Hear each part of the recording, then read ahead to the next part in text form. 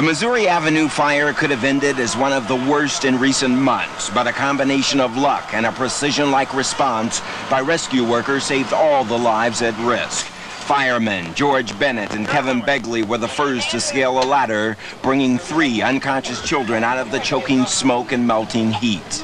Brought them out one at a time? One at a time. Brought them back to the window and handed them to me. We brought them out and immediately went to work on them. What was going through your mind? Did you think they were alive, or? Honestly, no. I felt no movement in them whatsoever, and I just had to get them outside as soon as possible, and that's what I did. I was listening to the captain. He was yelling to me so I could keep my bearings of where I was in the room. Paramedic Wilmer Scotch, an 11-year veteran of the DC Ambulance Service, took one of the limp bodies and cradled it as though it were one of his own children. When the firefighter handed me the child through the window, that was my child. Did you ever say to yourself that you might not be able to save that child?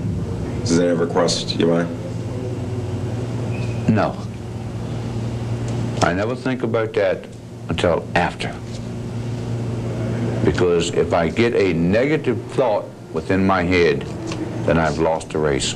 Rick Bender, an emergency medical technician, in only his 2nd year on the job, brought a 2-year-old breathless boy back to life. You can read all you want out of a book and practice all you want on a mannequin or something, okay? But until you get out there and really live it and really experience it, you haven't really learned what it's like. 2 adults were also rescued, one of them needing a full team of emergency workers to save his life. The heroes were at times too many to keep up with, and they came from an ambulance division torn in recent years by reports of rescue vehicles getting lost while en route to emergencies, and dispatchers botching calls to 911. I've actually pulled up on calls where people are sitting there looking at their watches. What took you so long? The heroes came from a fire department that has also had its share of controversy, with a black fire chief often at odds with the majority white firefighters union over affirmative action. How far will something like this go in terms of morale?